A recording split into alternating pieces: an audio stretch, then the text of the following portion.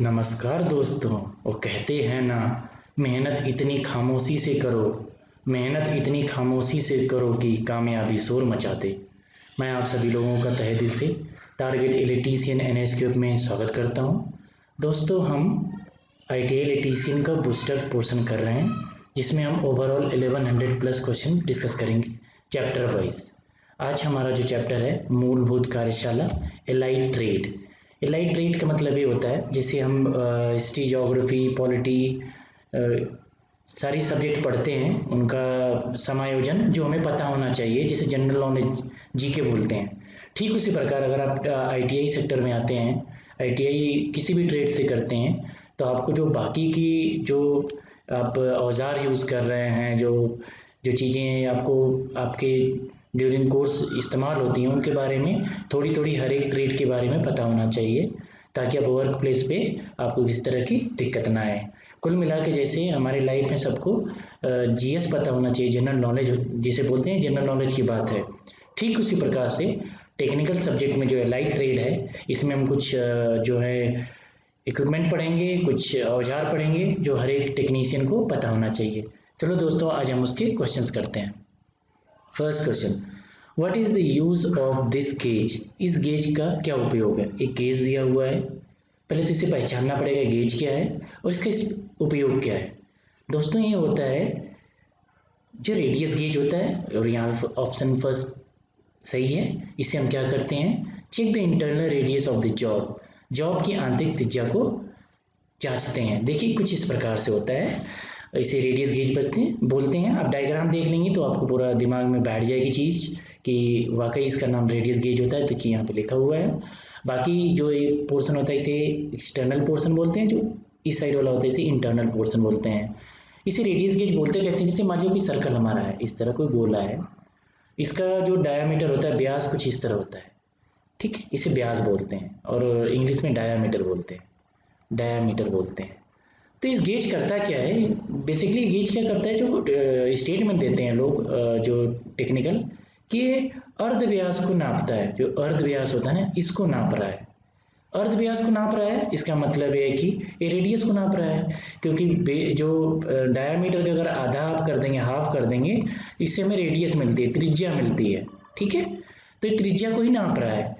लेकिन जो जिन साइंटिस्ट ने डिस्कवर किया है, उन्होंने इसका नाम दे दिया कि भाई ये डायामीटर का हाफ है, उसको मेज़र करता है। समझ में आ गया? और मेज़र कैसे करता है? मेज़र करने का बिल्कुल स्टैंडर्ड तरीका है। जैसे हम 1 लीटर का मान लीजिए कंटेनर है, इसमें हम अगर मिल्क पोर करते हैं तो 1 लीटर बताएगा। तो हम क्या करते हैं कि कम, अगर बॉटल में कोई दूध यहाँ पे है, तो उसको हम इस लीटर में डालेंगे, तो हमें पता चल जाएगा कि कितना कम है कितना ज़्यादा है। ये स्टैंडर्ड है, ये यहाँ पे स्टैंडर्ड है, और इसे हमें मेज़र करना रहता है ना, मेज़र करना रहता है। कुछ हम इस प्रकार से देखते हैं। ठीक इसी प्रकार से जो ये हमारा गेज होता है, ये पहले से इसकी फिक्स वैल्यू रहती हैं, और हम इसको यहाँ पे प्लेस करके हम उससे कंपेयर करके वैल्यू निकाल लेते हैं। अगर जब आप लैब में गए होंगे या देखे होंगे, आपको पता होगा इसके बारे में। Next question, what is the name of the file? इस रेती का क्या नाम है? एक रेती दी गई है यहाँ पे, आप देख सकते हैं, इसका नाम क्या है? तो दोस्तों, इसे हम बोलते हैं रैस्प कट, रैस्प कट फाइल। बेसिकली रेती क्या करती है, रेती का कार्य ये होता है कि जितने भी, जैसे कहीं पे आप देखते होंगे चारा काटने वाला गांव में मशीन होती है, उसकी जो अगर जिससे हम काटते हैं जो मशीन होती है, अगर थोड़ा सा मतलब ब्लंट हो जाता है, थुथरा जाता है, तो क्या होता है कि हम उसे रेती के थ्रू और उसे बारीक करते हैं, तेज करते हैं, ताकि हमारे ईजिली से चारा को कट कर सके। जो रैस्प होती है कुछ इस प्रकार से होती है, आप देख सकते हैं, बिल्कुल क्लियर क्रिस्टल है। इस तरह से दाने दाने रहते हैं। ये हम चारा बालने वाली जो मशीन रहती है, उसमें जो गड़ासे लगे होते हैं, उसको हम तेज करते हैं इसके मदद से। नेक्स्ट दोस्तों, इसमें दूसरा ऑप्शन दिया हुआ है single cut foil. Single cut foil क्या होती है, कुछ इस प्रकार से होती है। इसका उपयोग जो है हम क्या करते हैं, मुलायम चीज़ों को रेतने में करते हैं। जैसे कि मुलायम चीज़ क्या हुआ, एल्युमिनियम हो गया, शीशा हो गया। अगर उन पे कोई काम करना है तो हम इस सिंगल कट फॉइल का इस्तेमाल करते हैं। और जो ये रेज होते हैं, जो लाइंस होती हैं, 60 डिग्री पे होती हैं। कैसे निकालते हैं, आप इस पे सीधी एक रेखा खींच दीजिए, और जो लंबाई है रेती की, वहाँ से आप एंगल चाप निकालेंगे तो 60 डिग्री आता है। ये सिंगल कट फाइल होती है। डबल कट फॉइल क्या होती है, थोड़ा इससे जो है, इससे जो तो थोड़ा मजबूत चीज़ें होती है, जैसे तांबा हो गया, स्टील हो गया, उसको तेज करने में या उसको शेप देने में इसका इस्तेमाल करते हैं। एक तो इसमें इस तरह से कट रहता ही है जो कि 60 डिग्री का बनाता है यहाँ से, बाकी एक और इसमें कट रहता है जो 50 से 60 डिग्री का इस प्रकार से होता है। इस प्रकार से दो कट इसमें मिल जाते हैं और ये जो थोड़ा मजबूत चीज़ें होती हैं उस पर इसका इस्तेमाल कर पाते हैं। इसमें कर्व्ड जो कट फाइल है, कर्व्ड कट फाइल जो है एक स्पेशल तरह की होती है, इसमें मतलब जो उभार होता है ऊपर की तरफ, इसका इस्तेमाल भी मुलायम चीज़ों को सेव करने में या फिर उसे रेतने में इसका इस्तेमाल करते हैं। चलिए दोस्तों, next question, what is the name of the file, what is the name of the tool, इस औजार का क्या नाम है। एक औजार दिया गया है यहाँ पे, इसका नाम क्या है। जैसे हम लोग बचपन में लंगड़ा प्रकार बोलते थे, इससे हम क्या करते थे, चाँप लेते थे, सर्कल बनाते थे, गोला बनाते थे उसका इस्तेमाल करके। लेकिन इंडस्ट्रीज़ में आएंगे तो आपको अलग अलग तरीके के ऐसे औजार मिलेंगे जिसे हम बोलते हैं डिवाइडर या कैलिपर्स बोलते हैं। तो ये वाला जो होता है इसे हम बोलते हैं इनसाइड कैलिपर, जो अंदर की त्रिज्या नापने के इसका काम करते हैं, अंदर की जो दूरी रहती है कहीं पे उसको हम इसे मेज़र करते हैं। और जूम करके दिखाता हूँ, कुछ इस प्रकार से होता है। उसके बाद आप दोस्तों इसमें देखेंगे कि जो ये वाला पोर्शन है इसे बोलते हैं डिवाइडर। डिवाइडर हम बिल्कुल हमने अपने स्कूल में भी इस्तेमाल किए हैं, आप भी इस्तेमाल किए हैं, आप जानते होंगे इसके बारे में। उसके बाद क्या है, odd leg calliper. Odd leg calliper क्या होता है कि एक में इसका जो है पिन लगी रहती है और दूसरा में जो रहता है डंडी पूरी रहती है, इसे ऑड बोलते हैं। ऑड लेग बिल्कुल समान नहीं है ना, एक ये पूरा यहाँ तक कंप्लीट है, यहाँ पे आधा हो गया, इसमें एक नीडल लगी हुई है। ओके, नेक्स्ट देखते हैं हम यहाँ पे आउटसाइड कैलिपर। आउटसाइड कैलिपर बाहर बाहर से हम इसे मेजर कर लेते हैं। देखिए यहाँ पे इंच स्केल से इस प्रकार होता है कि बाहर बाहर पकड़ के हम मेजर कर सकते हैं।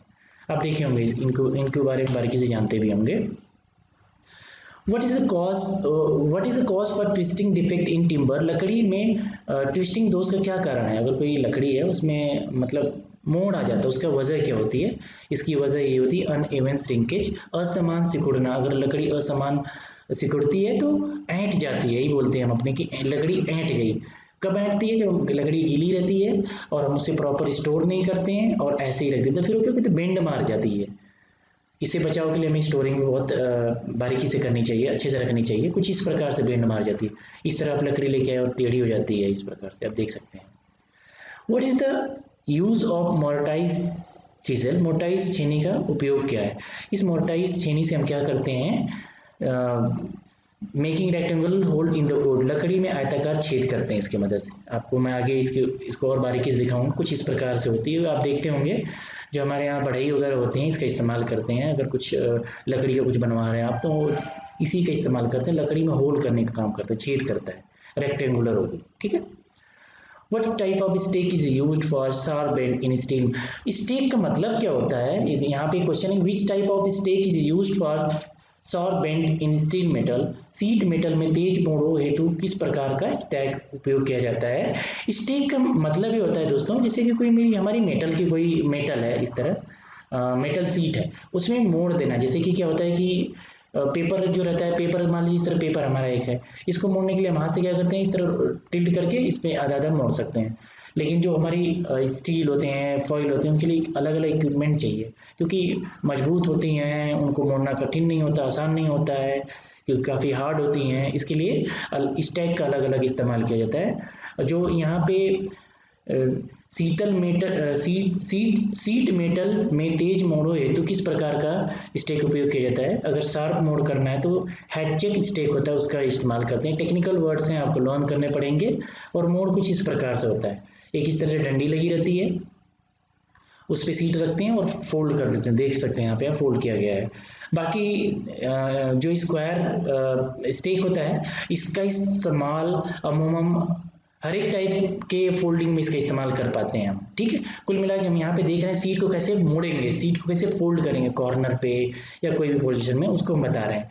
ब्लो हॉर्न स्टेक कुछ इस प्रकार से होता है। अगर कोन कहीं पे बनाना, कोन आप जानते होंगे, जैसे बर्थडे पार्टी में हम टोपी पहनते हैं, कोन होता है, कहीं उस तरह की सीट बनानी है, किस तरह कहीं पे उस प्रकार का मोड़ लाना है, उस प्रकार कोन बनाना है, तो हम इसका इस्तेमाल करते हैं ब्लो हॉर्न का। ठीक है, स्टेट टर्म्स याद रखिएगा, आगे ऐसे पूछता है डायग्राम देखिए, पहले नहीं पूछता था लेकिन ऑनलाइन एग्जाम हो गए हैं, इजीली ये फिट कर पाते हैं क्वेश्चन में, तो अब क्वेश्चन आने लग गए हैं, बहुत इंपॉर्टेंट टॉपिक है। बाकी बेवेल्ड एच स्क्वायर, इसका इस्तेमाल जो है कि जो बिल्कुल बारीकी जिनमें देनी रहती है हमें, बहुत टिपिकल मोड होते हैं वहाँ पे इसका इस्तेमाल करते हैं हार्ड मेटल में।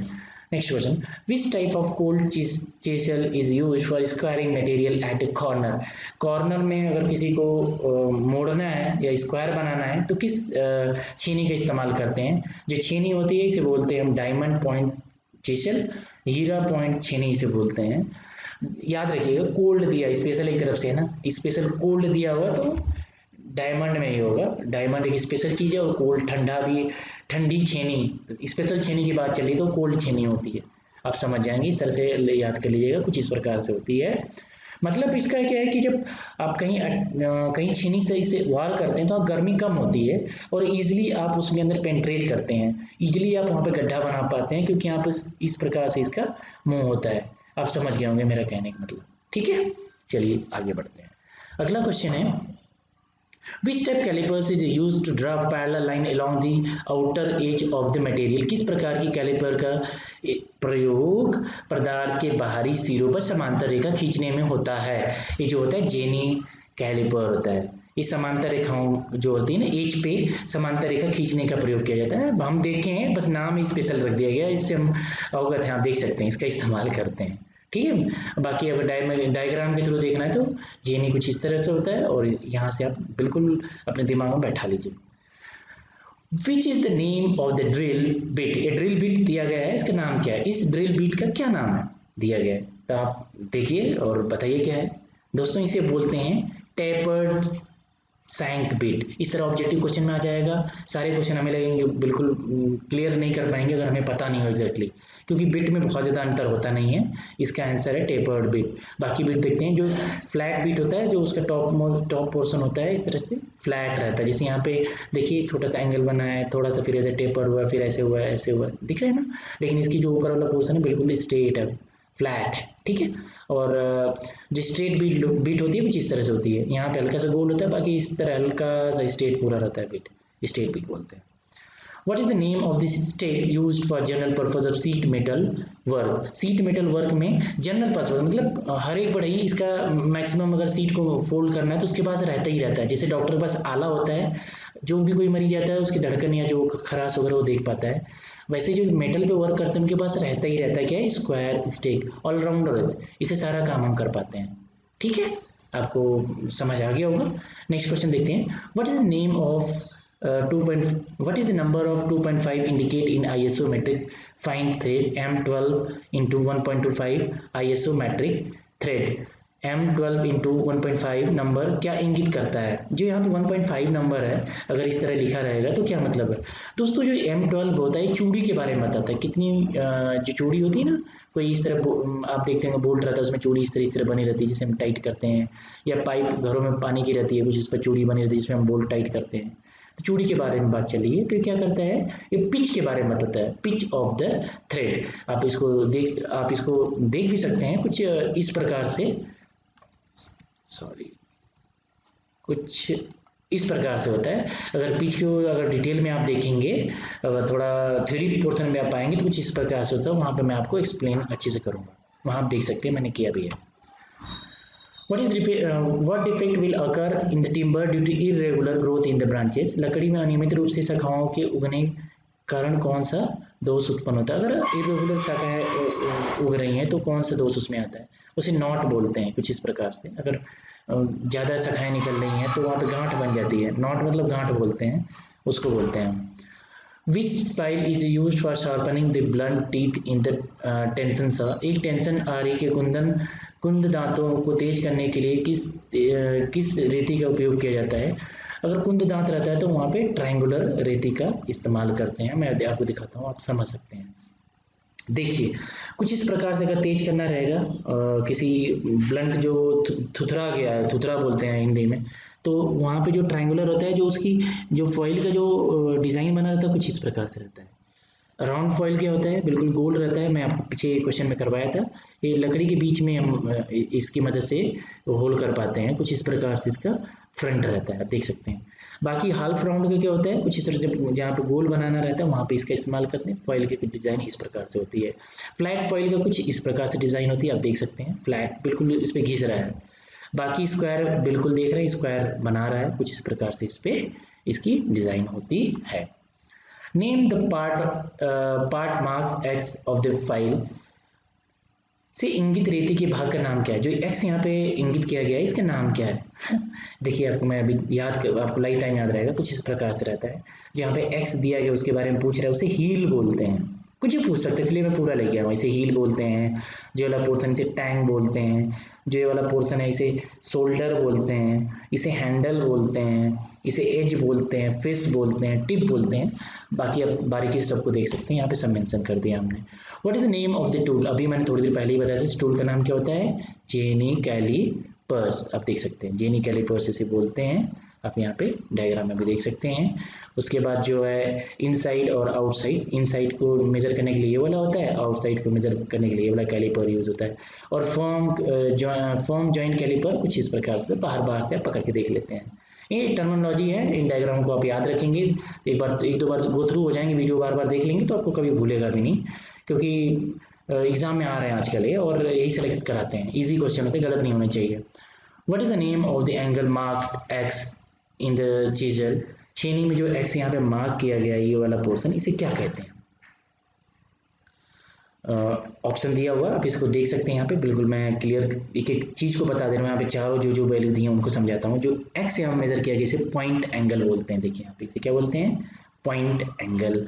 बाकी ये वाला जो है, ये वाला जो पोर्शन है इसे बोलते हैं एंगल इंक्लिनेशन।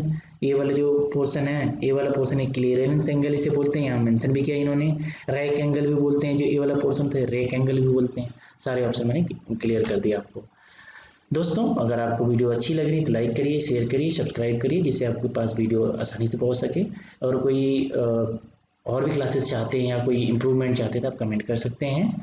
दोस्तों थैंक्स फॉर वॉचिंग, जय हिंद।